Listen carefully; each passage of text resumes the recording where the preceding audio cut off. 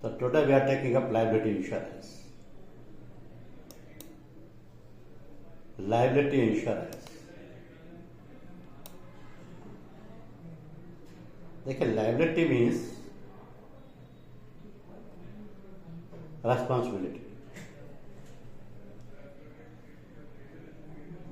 It is the responsibility one person has towards another in the society. That is called liability. कैसे आती है ये responsibility? That is to be understood. How responsibility arises? By virtue of law or statute,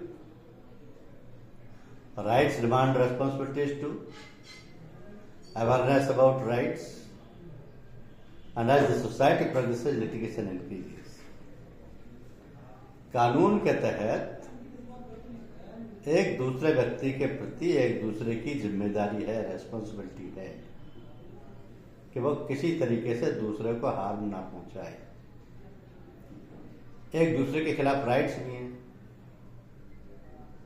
और rights हैं वही responsibilities हैं। तो लोगों को राइट्स की और रेस्पॉन्सिबिलिटीज की जानकारी होनी चाहिए और जैसे जैसे सोसाइटी में लोगों को जानकारी होती जाती है, लिटिगेशन यानी मुकदमेबाजी बढ़ती जाती है। क्यों, ऐसा क्यों है? क्योंकि लायबिलिटी का एक और अर्थ है जिसको हम कहते हैं लीगल लायबिलिटी। लीगल लायबिलिटी के मायने हैं लीगल रेस्पॉन्सिबिलिटी। लीगल रेस्पॉन्सिबिलिटी क्या? Legal responsibility to pay for the damages, resulted damages. Damages किस चीज के लिए? अगर एक पर्सन ने दूसरी किसी पर्सन को कोई बॉडीली हार्म पहुंचाया है या एक पर्सन ने किसी दूसरे पर्सन को कोई प्रॉपर्टी डैमेज किया है, एक पर्सन की वजह से किसी दूसरे पर्सन को इंजरी या डिसेबिलिटी या डेथ हुई है, तो he is responsible for that. और जब वो रेस्पॉन्सिबिलिटी, तो इसका मतलब यह है कि उसकी रेस्पॉन्सिबिलिटी कंपनसेशन पे करने के लिए भी है। So legal liability means the legal responsibility to pay for the damages और you can say resulted damages. तो ये जो लायबिलिटी इंश्योरेंस के कोर इंग्रेडिएंट्स हैं क्या, किसको हम लायबिलिटी इंश्योरेंस में शामिल करते हैं? First of all, a mistake. Mistake के मायने नेग्लिजेंस और कोई इनअप्रोप्रिएट एक्शन, ये भी लायबिलिटी इंश्योरेंस में आता है। Then loss because of the mistake. Mistake से कैसे लॉस हो सकता है? किसी भी पर्सन को कोई बॉडीली इंजरी हो जाए, कोई प्रॉपर्टी डैमेज हो जाए, कोई फाइनेंशियल लॉस हो जाए, तो लॉस हो सकता है। कोई आदमी मशीन पे हाथ रख के खड़ा है, दूसरे ने अचानक वो मशीन ऑन कर दी, तो उसका तो हाथ गया। ऐसी मिस्टेक्स होती रहती है नॉर्मली। तो loss because of mistake, it could be bodily injury, it could be property damage और financial losses. Then a third party claim for that loss within the policy period. अगर ऐसा कोई loss हुआ है, Mr. Subhash Yadav, you have to mute yourself. Are you driving? Okay. Okay, mute कर लीजिए. So, a third party claim for that loss within the policy period. अगर policy period में किसी तरीके का कोई भी थर्ड पार्टी लॉस हुआ, चाहे वो प्रॉपर्टी डैमेज से रिलेटेड हो या बॉडी से रिलेटेड हो या फिजिकल लॉस हो, उसके लिए भी लीगल रेस्पॉन्सिबिलिटी है, लीगल लायबिलिटी है किसी भी थर्ड पर्सन की। तो ये जो कोर इंग्रेडिएंट्स हैं जिनकी वजह से लायबिलिटी आती है और लायबिलिटी की वजह से कंपनसेशन देना होता है, ये फैक्टर्स बहुत सारे पॉलिसीज को जन्म देते हैं। Because of these things lot of policies are created under the liability segment. अब ये लायबिलिटी सेगमेंट जनरल इंश्योरेंस का एक बहुत बड़ा सेगमेंट है। इसमें लायबिलिटी से रिलेटेड बहुत सारी पॉलिसीज शामिल हैं, और ये जो बहुत सारी पॉलिसीज हैं इनको 2 सेक्शंस में बांटा गया है। This classification of liability segment stands in casualty lines and financial lines. Casualty lines में हम बात करें तो उन पॉलिसीज को शामिल करते हैं जिनसे कि बॉडीली इंजरी या प्रॉपर्टी डैमेज का क्लेम आ सकता है। बॉडीली इंजरी और प्रॉपर्टी डैमेज। फाइनेंशियल लाइन्स की बात करें तो उसमें फाइनेंशियल लॉसेस होते हैं। अब ये बॉडीली इंजरी और प्रॉपर्टी डैमेज किस में आएंगे और फाइनेंशियल लाइन्स लॉसेस किस में आएंगे, देखिए। कैजुअलिटी लाइन्स में कुछ पॉलिसीज होती हैं जैसे public liability industrial, public liability non industrial, commercial general liability, product liability. ये सारी की सारी कैजुअलिटी लाइन्स की वो पॉलिसीज हैं जिनमें किसी भी थर्ड पर्सन को कोई भी थर्ड पार्टी बॉडीली इंजरी या प्रॉपर्टी डैमेज हो सकता है। This is first classification of liability segment. दूसरा क्लासिफिकेशन है फाइनेंशियल लॉस का। उसमें उन सभी पॉलिसीज को शामिल किया जाता है जिनकी वजह से कोई भी फाइनेंशियल लॉस हो सकता है, जैसे professional indemnity for doctors, professional indemnity for hospitals, doctors and officers policy, cyber insurance या cyber crime insurance. These are the policies which are resulting into the financial losses to a person. अब ये majorly 2 बड़े classification हो गए जिनमें कि liability segment की सारी पॉलिसियों को शामिल किया जाता है। तो लायबिलिटी सेगमेंट अपने आप में बहुत बड़ा है। अब लायबिलिटी इंश्योरेंस के जो बेसिक्स हैं या जो कंसेप्ट है वो किस चीज पे बेस्ड है ये समझना होगा, क्योंकि concept of AOA and AOY is applicable to all liability insurance policies. ये AOA एंड AOY क्या है, इसको अगर हम दूसरे शब्दों में बोलें तो लिमिट ऑफ लायबिलिटी या लिमिट ऑफ इंडेमनिटी या सम इंश्योर्ड के लिए हम AOA एंड AOY यूज करते हैं, जिसमें AOA का मतलब होता है एनी वन एक्सीडेंट और AOY का मतलब होता है any one year. Any one year का मतलब होता है एग्रीगेट और total limit of the insurance company, या यूं कहें कि इससे ज्यादा की लायबिलिटी पॉलिसी में पे नहीं हो सकती। This is known as AOY। तो AOY is the maximum liability of the insurer for all claims arising out of all accidents during the policy period।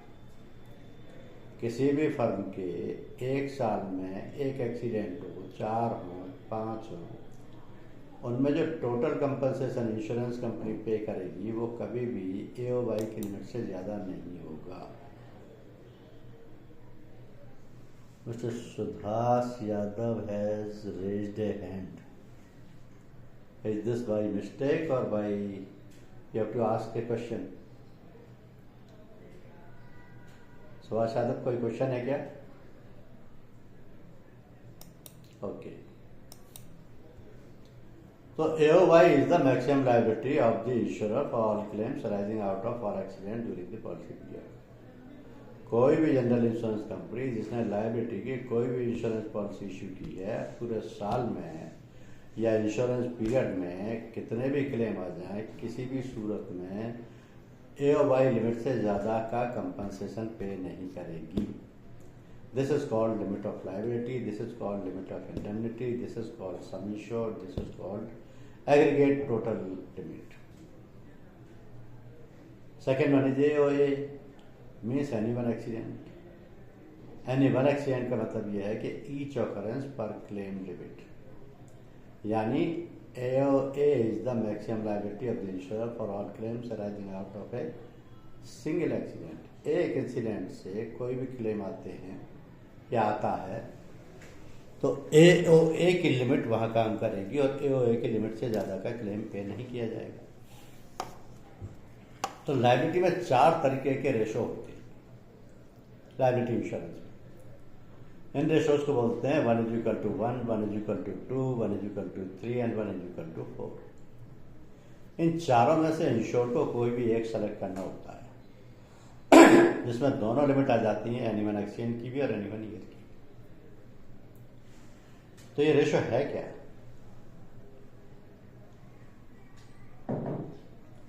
These ratios represents amounts and not number of times of accidents.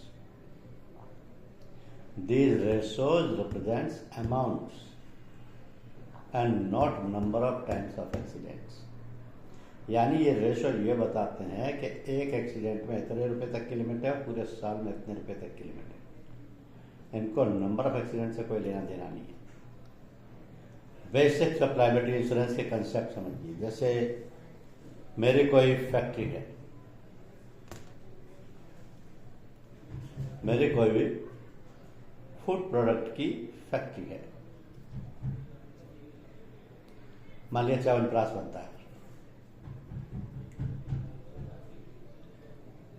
तो मैंने insurance कराया और मैंने liability insurance policy ली है। मेरी AOA and AOY limited 1:2।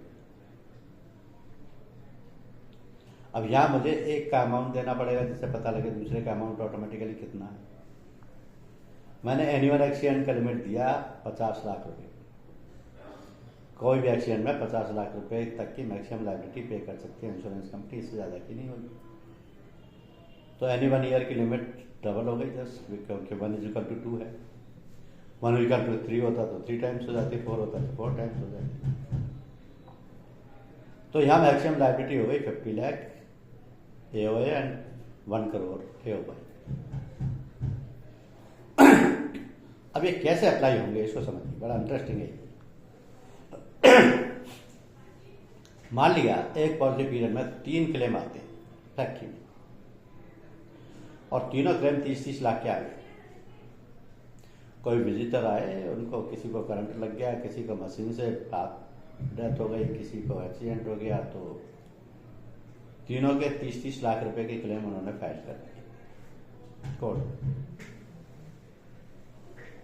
अब मेरी policy में लिमिट AOA और AOY 50 लाख और 1 करोड़ है। तो ये पॉलिसी ये तीनों की तीनों क्लेम पे करेगी 30-30 लाख के। क्यों? क्योंकि ना तो इनसे AOA की लिमिट एक्सीड हुई जो कि 50 लाख है, और ना इनसे AOY की लिमिट एक्सीड हुई जो कि 1 करोड़ है। तीनों को मिला के 90 लाख की हुआ, तो तीनों क्लेम पेबल है। दूसरी सिचुएशन में क्या हुआ कि 4 क्लेम आए 30-30 लाख, तो क्या होगा? तो दूसरी सिचुएशन में ये होगा कि 30-30 लाख के तीनों क्लेम तो पेबल हो गए, क्योंकि 90 लाख का सम छोड़। लेकिन चौथा क्लेम क्योंकि 30 लाख का है और सम इंश्योर्ड बचा केवल 10 लाख, तो चौथा क्लेम केवल 10 लाख तक के लिए पेबल हो गया। अब लिमिट एग्जॉस्ट हो गई,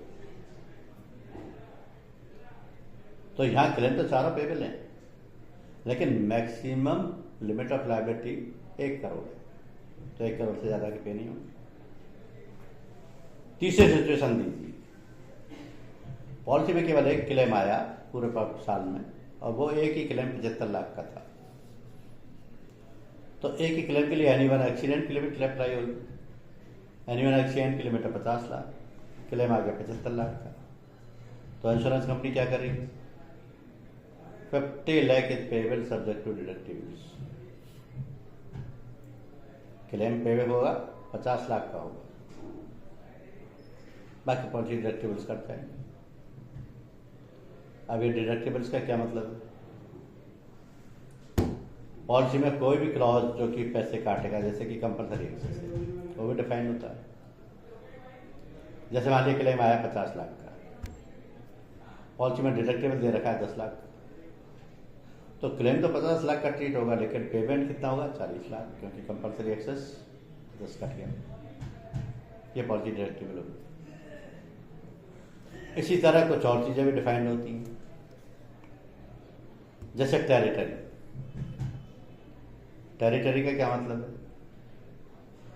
geographical region within which the claim incident must occur. ये देखना पड़ेगा कि कॉज ऑफ एक्सीडेंट कहाँ अराइज हुआ है, किस जगह पे इंसिडेंट हुई है, क्योंकि ये विद इन कंट्री होना चाहिए या विद इन उस रीजन में होना चाहिए जो कि उसमें डिफाइंड है। पॉलिसी में जो लिखा है उसी रीजन में होना चाहिए, ज्योग्राफिकल रीजन में। दूसरी चीज है ज्यूरिसडिक्शन। ज्यूरिसडिक्शन के मायने हैं geographical region where a claim can be filed in the court. यानी इंश्योर्ड का ये राइट होगा कि वह कोर्ट क्लेम कहाँ फाइल कर सकता है, क्योंकि कई बार देखा हुआ आपने प्रोडक्ट्स में लिखा होता है कि this jurisdiction will remain Delhi only for any kind of litigation. तो ज्योग्राफिकल रीजन भी डिफाइंड होता है। एक और सिचुएशन होती है कि इंश्योरेंस कंपनी के पास ये ऑप्शन होते हैं कि वो कौन सा ऑप्शन अलाउ करती है। हालांकि उसमें इंश्योर्ड की रिक्वेस्ट इंपॉर्टेंट है, क्योंकि उसकी रिक्वायरमेंट के हिसाब से दिया जाएगा। जैसे मान लिया territory is India and jurisdiction is also India. इसका मतलब इंडिया के अंदर ही तो इंसिडेंट होनी चाहिए, इंडिया की कोर्ट में केस फाइल होना चाहिए, तभी कंपनसेशन पे होगा policy. Second option is world wide. दुनिया में कहीं भी घटना हो पॉलिसी में कवर्ड है, दुनिया के किसी कोर्ट में फाइल हो जाए पॉलिसी में कवर्ड है। इस तरीके का ऑप्शन बहुत कम कंपनियां देती हैं, आपकी भी नहीं देती। तीसरा ऑप्शन है world wide excluding US and Canada. इसका मतलब होता है कि दुनिया में कहीं भी हो जाए, कहीं भी पेबल है, लेकिन यूएस या कनाडा की कोर्ट का अवार्ड पेबल नहीं है। तो तीन ऑप्शन है, तीनों में से किसी एक को पॉलिसी पर डिफाइन करना होता है। पॉलिसी में जो सेलेक्ट किया है वो अलाउ होता है। इनकी एप्लीकेबिलिटी कैसे होगी देखिए। एक एग्जांपल लेते हैं। मान लिया कोई अमेरिका से एक टूरिस्ट आया इंडिया घूमने। टूरिस्ट आया और उससे किसी इंश्योर्ड की वजह से उसके गलती से हाथ पैर टूट गए, उसके हाथ पैर टूट गए, कहीं घुमाने ले गया या होटल में ठहराया, वहां से फिसल गया, उसकी वजह से थर्ड पर्सन की लायबिलिटी आ गई। अब वो जब तक इंडिया में रहा तब तक तो उसने कुछ नहीं किया। जैसे वो यूएसए वापस गया, उसने वहां यूएसए की कोर्ट में उस पर्सन के खिलाफ केस फाइल कर दिया, और उस पर्सन के पास पब्लिक लायबिलिटी पॉलिसी, चाहे वो फर्म है या होटल है, जो भी है। तो कैसे लायबिलिटी डिसाइड होगी? मान लिया वो होटल था, अब होटल में वो पर्सन गिर गया, उसके हाथ पैर टूट गए, उसने इंडिया में कोई एक्शन नहीं लिया, अमेरिका गया वापस, उसने यूएसए की कोर्ट में केस फाइल कर दिया, तो होटल की क्या लायबिलिटी है? पब्लिक लायबिलिटी पॉलिसी के तहत। अगर पॉलिसी में टेरिटरी इंडिया, ज्यूरिसडिक्शन भी इंडिया, तो कोई लायबिलिटी नहीं, इंश्योरेंस कंपनी कोई क्लेम पे नहीं करेगी। उसको पर्सनली देना पड़े वो एक अलग बात है, इंश्योरेंस कंपनी पॉलिसी के तहत नहीं पे करेगी, क्योंकि पॉलिसी इंश्योरेंस कंपनी कह देगी हमने टेरिटरी इंडिया दिया है, ज्यूरिसडिक्शन इंडिया दिया है। अगर टेरिटरी वर्ल्ड वाइड है, ज्यूरिसडिक्शन भी वर्ल्ड वाइड है, तो इंश्योरेंस कंपनी पे करेगी, क्योंकि लायबिलिटी पॉलिसी में कवर्ड होगी। अगर territory India, jurisdiction world wide है, तो भी इंश्योरेंस कंपनी पे करेगी, क्योंकि इंसिडेंट तो इंडिया में हो ही गया। यूएसए की कोर्ट में उसने केस फाइल किया जो कि वर्ल्ड वाइड ज्यूरिसडिक्शन दे रहे हैं, तो भी लायबिलिटी इंश्योरेंस कंपनी की। और अगर टेरिटरी इंडिया है लेकिन world wide excluding USA and Canada आपने ऑप्शन दिया है, तो इंश्योरेंस कंपनी पे नहीं करेगी, क्योंकि यही अगर इंग्लैंड में होता, ऑस्ट्रेलिया में होता, कनाडा में होता, श्रीलंका में होता, रशिया में होता तो दे देती, लेकिन यूएसए कनाडा में हुआ तो भी नहीं देगी। तो ये चारों सिचुएशन में आप अंदाजा लगा सकते हैं कि किस तरीके से डिफरेंट सिचुएशन में डिफरेंट लायबिलिटी आएगी। ये इंपॉर्टेंट है समझने के लिए। और आगे चलिए, लायबिलिटी पॉलिसी में तीन चीजें और होती हैं। पहला होता है पॉलिसी पीरियड। एक नॉर्मल पॉलिसी पीरियड, जैसे कि और पॉलिसियों का पीरियड होता है 12 महीने का या 1 साल का, जिसको आप कहते हैं, जैसे 1 जनवरी से 31 दिसंबर, ये पॉलिसी पीरियड होता है। लेकिन एक होता है इंश्योरेंस पीरियड। इंश्योरेंस पीरियड के मायने ये है कि जब से पहली बार पॉलिसी ली है लायबिलिटी की और कंटिन्यूएशन में वो रिन्यू होती जा रही है, तो वो सारा पीरियड इंश्योरेंस पीरियड कहलाता है। Period from policy inception date of the first policy to policy expiry date of current policy provided the coverage is uninterrupted. तो ये पीरियड कंटिन्यू चलता आता है, इसको इंश्योरेंस पीरियड बोला जाता है। तीसरा होता है रेट्रोएक्टिव डेट। रेट्रोएक्टिव डेट के मायने ये हैं कि the date at which the insured took the policy for the first time, जिस डेट को पहले दिन पॉलिसी ली थी और उससे लेकर के लायबिलिटी कंटिन्यूसली कवर्ड है, उसको रेट्रोएक्टिव डेट बोलते हैं। So this is also the beginning date of the insurance period in claims made policy. Claims made policy में इसको beginning date भी बोला जाता है। तो तीनों चीजें इंपॉर्टेंट हैं, insurance period, policy period and retroactive date. अब आता है एक्सटेंडेड रिपोर्टिंग पीरियड और डिस्कवरी पीरियड। इसके बाद भी इंश्योरेंस कंपनी चाहे तो और 15 दिन 30 दिन का एक्सटेंडेड पीरियड दे सकती है। In case the cover is discontinued, the insured can report claims arising from acts committed within policy period, then within the extended reporting period. एक एग्जाम्पल से समझिए कि ABC लिमिटेड ने एक पॉलिसी ली 1 जनवरी 2010 को, 3 साल से वो पॉलिसी चली आ रही है विदाउट ब्रेक। उसकी एक्सपायर हो रही है पॉलिसी दिसंबर 31 2010 को। उसके बाद उसने पॉलिसी नहीं ली, लेकिन उसने वो पॉलिसी खत्म होने के 15 दिन बाद 15 जनवरी 2011 को क्लेम फाइल किया। अगर पॉलिसी ने एक्सटेंडेड पीरियड 1 महीने का दे रखा है तो वो डिस्कवर होगा।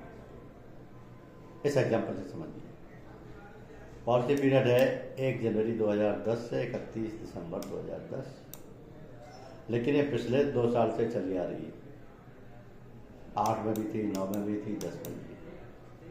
पॉलिसी यहाँ खत्म हो गई, रिन्यू नहीं कराई, लेकिन 15 जनवरी को उसने एक क्लेम फाइल कर दिया जो कि इस पीरियड में हुआ था। लॉस इस पीरियड में हुआ था, क्लेम फाइल 15 जनवरी को कर रहा है तो भी रिस्क कवर हो जाएगी। इसका तरीका है, आपको और डिटेल में समझाता हूँ। इसको claim made and reported basis भी बोला जाता है। डेट थोड़ी पुरानी ली है, नहीं लेनी चाहिए थी, लेकिन कोई बात नहीं, एग्जाम्पल से समझ में आ जाएगा। 2 पीरियड हैं, देखिए यहाँ, एक पॉलिसी पीरियड है, एक इंश्योरेंस पीरियड है। अब पॉलिसी पीरियड लिया है, मान लिया जनवरी 1 2010 से 31 दिसंबर 2010, लेकिन ये पॉलिसी 2009 में भी थी, जनवरी 1 2009 से 31 दिसंबर 2009, और इस पॉलिसी पीरियड में कोई लॉस हो गया 5 मई 2009 को। तो पॉलिसी पीरियड में तो उसकी इंटीमेशन इंश्योरेंस कंपनी को दी नहीं, बल्कि अगले साल दी, जो कि पॉलिसी पीरियड में आ रहा है। Claim first reported on May 10, 2010, 1 साल बाद रिपोर्ट किया, तो भी लायबिलिटी कवर्ड है क्योंकि पीरियड ऑफ इंश्योरेंस में कवर होगी। दूसरा सिस्टम होता है ऑकरेंस बेस्ड। इसमें थोड़ा डिफरेंस है। ऑकरेंस बेस्ड में फ्यूचर पीरियड शामिल होता है। Occurrence based policy, loss occurring during policy period, claims reported within the policy period और thereafter any time in future are covered. For example, loss हुआ है 5 मई 2010 को, लेकिन उसको इंटीमेट किया 1 साल बाद 10 मई 2011 को, जबकि पॉलिसी थी केवल 1 जनवरी 2010 से 31 दिसंबर 2010 तक। तो पॉलिसी तो खत्म हो गई। आप 10 मई 2011 को क्लेम रिपोर्ट कर रहे हैं, तब तो पॉलिसी है ही नहीं, लेकिन लॉस आपका हो गया पॉलिसी पीरियड में 5 मई 2010 को, जो कि इस पीरियड कवर हो गया। इसलिए आप बाद में भी इंटीमेट करते हैं तो भी क्लेम पेबल होगा। अब लायबिलिटी पॉलिसीज, लायबिलिटी सेक्शन की पॉलिसीज क्या क्या है समझ लें। हमारे पास जो पॉलिसी है उनमें है professional indemnity insurance for doctors, errors and omissions for medical establishment, professional indemnity insurance for engineers, architects and interior decorators, chartered accountants, financial accountants and management consultants, lawyers, advocates, solicitors and counsels. ये तो professional indemnity policy. इसके अलावा public liability insurance है, act only. Public liability insurance industrial risk only. Public liability insurance non industrial risk. Product liability insurance, commercial general liability insurance, employers liability और workman compensation insurance and CLL यानी carriers legal liability. अब जिनके आगे C लिखा है और जिनके आगे F लिखा है उसका मतलब क्या है ये भी समझ लें। C का मतलब है ये कैजुअलिटी लाइन्स की पॉलिसी जिनमें बॉडीली इंजरी और प्रॉपर्टी डैमेज के लिए क्लेम पे किया जाता है। F का मतलब है फाइनेंशियल लॉस कैटेगरी की पॉलिसी जिनमें कि फाइनेंशियल लॉस पे किया जाता है। अब आपको एक प्रैक्टिकल चीज़ से समझना पड़ेगा कि कौन सी पॉलिसी में किस तरीके की लायबिलिटी पे हो सकती है, क्योंकि हर पब्लिक लायबिलिटी हर पॉलिसी में पेबल नहीं होती। मैं आपको एक एग्जांपल से समझाता हूँ। जैसे किसी टायर कंपनी ने डिफेक्टिव टायर बनाए, उसका अलायंस ही नहीं बैठ रहा था,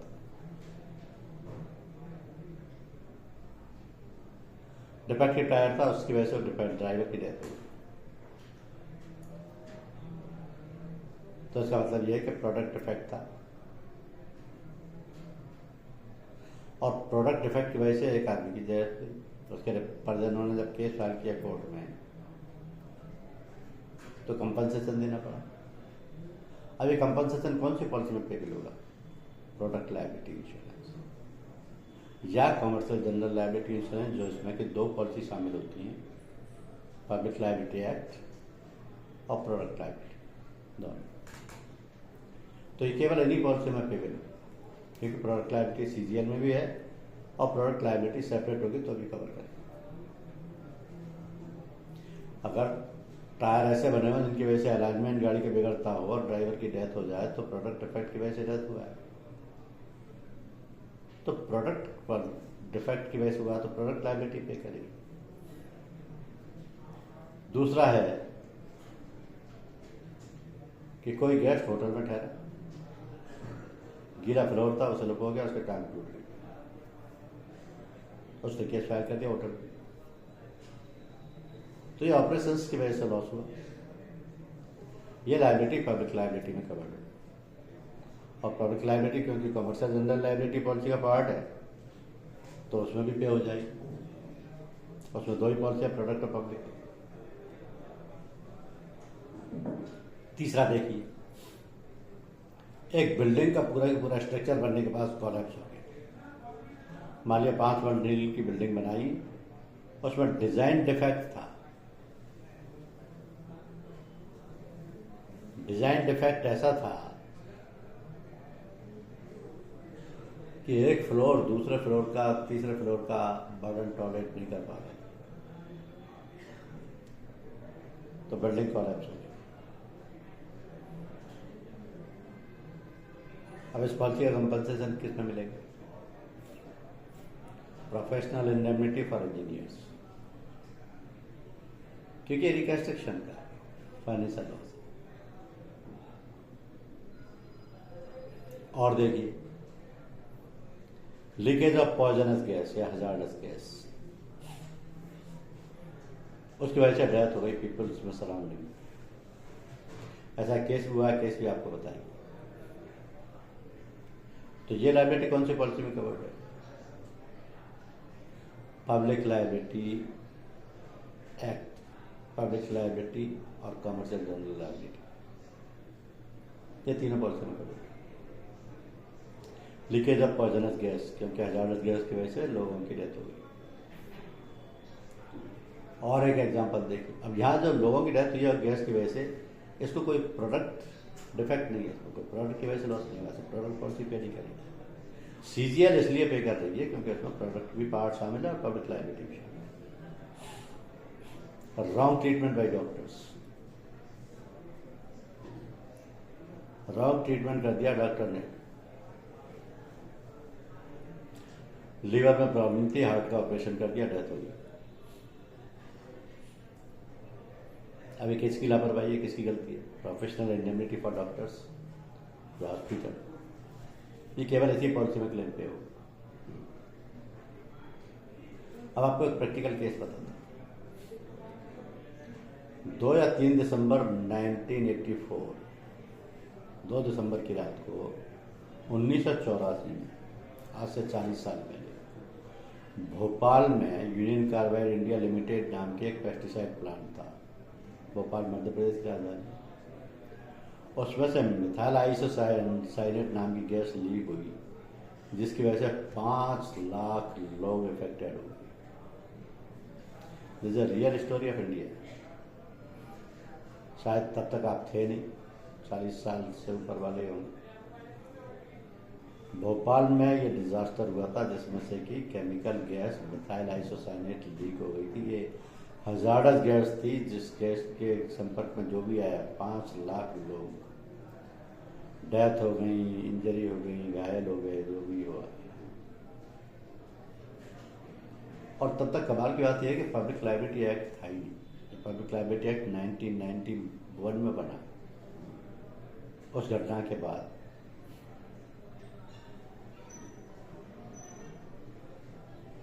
तो ये लाइबिलिटी, पब्लिक लाइबिलिटी पे तो हुई कोर्ट के ऑर्डर से, इंश्योरेंस पॉलिसी तो इसकी थी। तो अब समझ में आता है जब एक्ट बन गया पब्लिक लाइबिलिटी एक्ट कि ये पॉलिसी किसको लेनी चाहिए। मैन्युफैक्चरिंग में डील कर रहे हैं, प्रोसेसिंग में डील कर रहे हैं, पैकेजिंग में डील कर रहे हैं, स्टोरेज ट्रांसपोर्टेशन में डील कर रहे हैं, या हजार्डस मटेरियल में, उन सभी को लेनी चाहिए। जैसे एक एग्जाम्पल, किसी फर्म ने AOA और AOY लिया 1:3। अब AOA यानी एनीवन एक्सचेंज की लिमिट ले ली 5 करोड़, तो एनी 1 ईयर की लिमिट अपने आप ऑटोमेटिक 15 करोड़ हो। अब इसमें प्रीमाइसेस भी कवर्ड हो जाएगी, ट्रांसपोर्टेशन भी कवर्ड हो जाएगा, डिडक्टिबल भी कवर्ड हो जाएंगे, ट्रिगर कैसे होगी, और करेंसी यानी कोई घटना होगी, और उस घटना के 5 साल तक क्लेम फाइल किया जा सकता है। लेकिन जो प्रीमियम होगा वो टर्नओवर के बेसिस पर होगा, पेड अप कैपिटल के बेसिस पर होगा, लिमिट ऑफ इंडेमनिटी जिसने भी सेलेक्ट किया उसके बेसिस पर होगा, और उसकी फर्म की रिस्क ऑक्यूपेंसी क्या है। क्योंकि जो कंपोजिशन ऑफ प्रीमियम होता है वो रिस्क प्रीमियम जितना बनता है उतना कि उतना एनवायरमेंट रिलीफ फंड भी पे करना होता है। जो एक्ट में कंपनसेशन का प्रोविजन है वो बहुत थोड़ा सा, बहुत ही लिमिटेड। डेथ के केस में केवल 25,000, मेडिकल केस में केवल 12,500, इंजरी में 12,500, परमानेंट टोटल डिसेबिलिटी में 25,000, लॉस ऑफ अर्निंग में 1,000 रुपीज पर मंथ। ये तब से चला आ रहा है जब से कि एक्ट बना, कोई अमेंडमेंट हुआ ही नहीं। प्रॉपर्टी डैमेज में 6,000। तो ये लिमिट सब चेंज होनी चाहिए। अब लायबिलिटी इंश्योरेंस पॉलिसी में किस तरीके से लायबिलिटी आती है, इससे मैं आपको एक एग्जांपल बताता हूँ। भोपाल गैस ट्रेजरी आप समझिए, आपने देख ली, एक एग्जांपल। दूसरा एग्जांपल है उपहार सिनेमा ट्रेजरी। फ्राइडे 13 जून 1997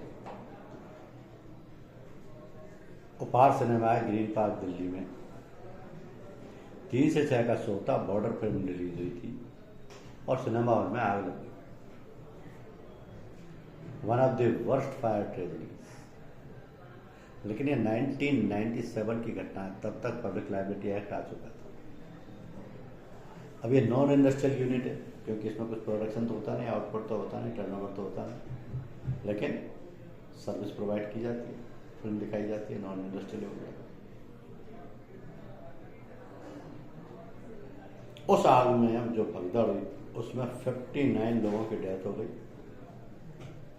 और 103 सीरियसली इंजर्ड हो गए। जब केस फाइल हुआ कोर्ट में उसके सुपार सिनेमा के अगेंस्ट में, तो 25 करोड़ का कंपनसेशन डिसाइड हुआ, जो कि विक्टिम्स के फैमिलीज को देना पड़ा। ये पब्लिक लायबिलिटी नॉन इंडस्ट्रियल की लायबिलिटी है। इसी तरीके का एक और केस देखिए, जयपुर में आपके कॉर्पोरेट ऑफिस के बिल्कुल पीछे इंडियन ऑयल डिपो का एक टर्मिनल हुआ था। वहाँ 29 अक्टूबर 2009 को एक टैंकर में आग लगी। वो टैंकर पेट्रोल डीजल से भरे हुए थे। और डिपो में बहुत सारे टर्मिनल थे, टैंकर थे, सब में यही भरा था। और उतने जोर का ब्लास्ट हुआ कि एक टैंकर से आग दूसरे में पहुंची, दूसरे से तीसरे में पहुंची, और ये कंटिन्यूअस 11 दिन तक चलता रहा। 11 लोगों की डेथ हो गई। पूरे एरिया में कर्फ्यू लगा रहा। आसपास की जितनी बिल्डिंग्स थी सब डैमेज हो गई। लोगों का आना जाना बंद हो गया। पूरे डिपो में जितना भी स्टोरेज था सब जल के खाक हो गया और डिपो वहाँ से शिफ्ट कर दिया गया। ये भी कंपनसेशन देने वाला केस है, पब्लिक लायबिलिटी है। और देखिए, बहुत ज़्यादा 6 महीने तक यहाँ से ऑफिस शिफ्ट कर दिया गया था।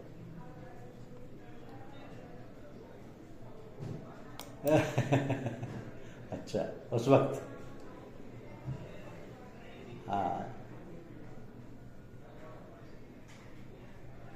हाँ, तो वो उस पीरियड के लिए मालवीय नगर में ऑफिस शिफ्ट हो गया था। और जब तक यहाँ रिपेयर चलते रहे, जब तक रिनोवेट नहीं हुआ पूरा ऑफिस, तब तक यहाँ शिफ्ट नहीं हुए थे।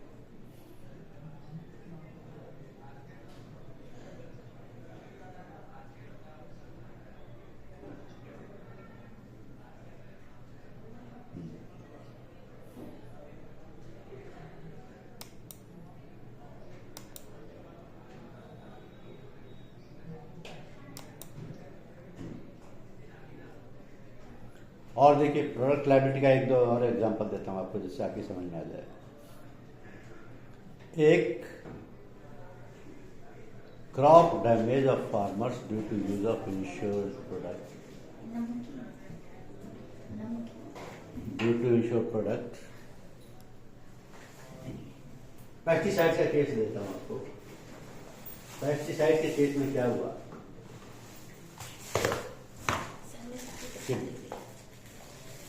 पेस्टिसाइड जो प्रोडक्ट था वो डिफेक्टिव था और एक फर्म ने वो सारा पेस्टिसाइड खरीद लिया। उस फार्मर की पूरी क्रॉप डैमेज हुई because of the defective pesticides. उन्होंने इंश्योरेंस क्लेम किया।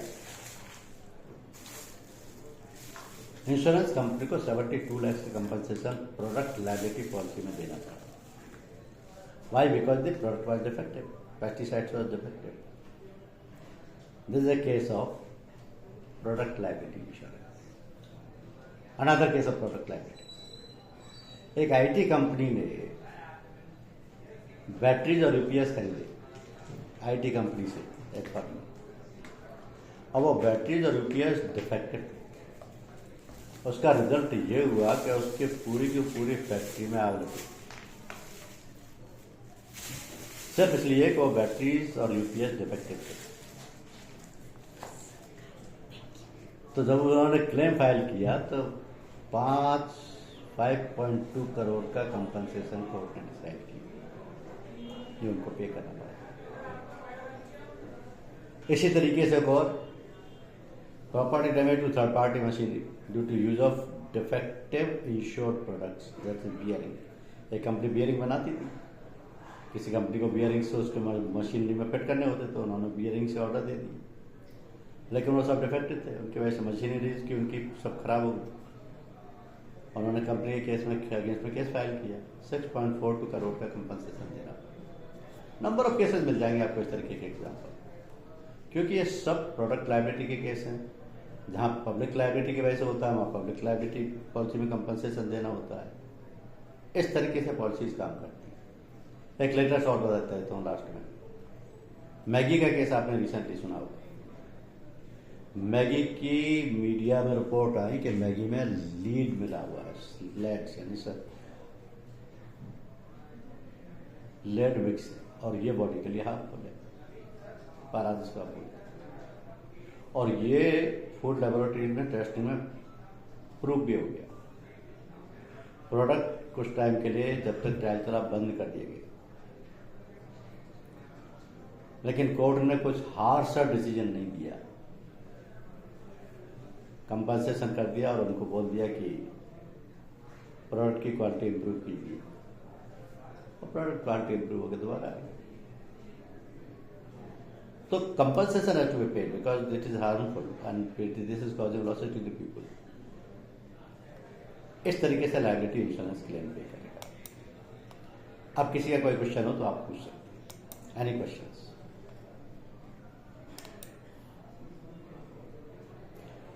लायबिलिटी इंश्योरेंस की बहुत सारी पॉलिसियां मैंने आपको बता दिया, कैजुअलिटी लाइंस की भी और फाइनेंशियल लाइंस की भी। जो मोस्टली सेलेबल हैं उनको आप बेच सकते हैं, इंडस्ट्रीज को भी बेच सकते हैं। वैसे लायबिलिटी सेगमेंट में वर्कमैन कंपनसेशन पॉलिसी भी आती है, कैरियर्स लीगल लायबिलिटी पॉलिसी भी आती है, प्रोफेशनल इंडेमनिटी पॉलिसी भी आती है। ये सब लायबिलिटी सेगमेंट की पॉलिसीज हैं जो कि बहुत पॉपुलर